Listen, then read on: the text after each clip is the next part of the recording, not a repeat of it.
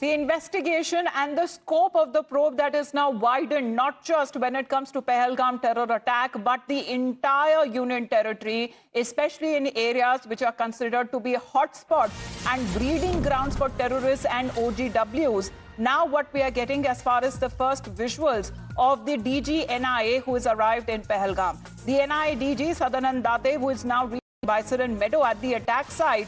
And when it comes to India, which is weighing options for retaliation beyond sweeping diplomatic and strategic countermeasures against Pakistan. As far as NIA is concerned, the premium anti-terror agency, which has taken over the investigation of the attack. And of course, when it comes to the other measures that India has also taken up, effectively downgrading when it comes to diplomatic ties, closure of key border routes, suspension of the Indus Water Treaty, expulsion of Pakistani military attaches from its High Commission, the Prime Minister also holding series back-to-back meetings as well. And when it comes to granting the Indian Armed Forces complete operational freedom to respond to the Pahalgam terror attack. The NIA DG, Priyank, is said to be now in Jammu and Kashmir. He will be visiting the attack site. The updates, please.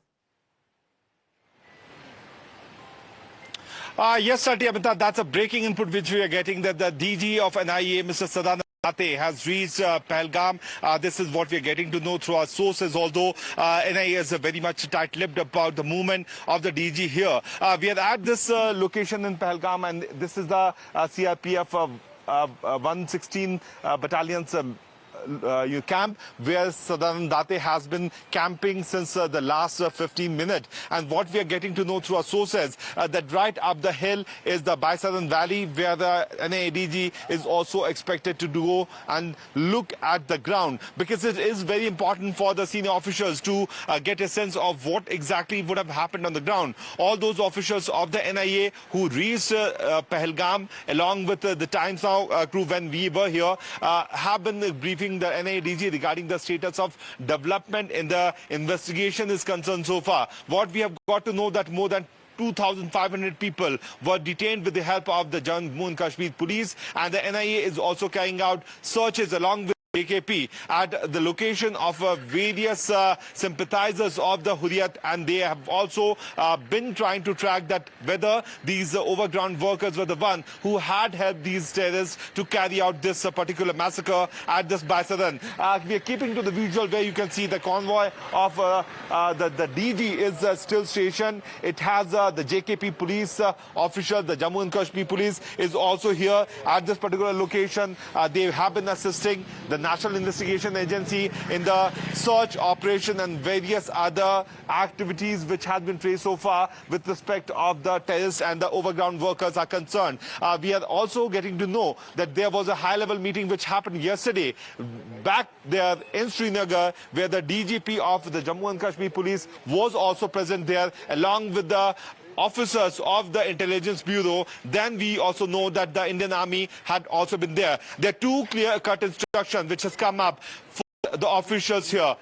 There's some movement we are expecting, and we are keeping to the visuals. These are the exclusive visuals, Samita, which we are bringing for our viewers, where the development can be seen on the ground, where the senior officials who are in charge of the investigation have reached here. We know that the ADG or the CRP, there you can see the convoy is leaving.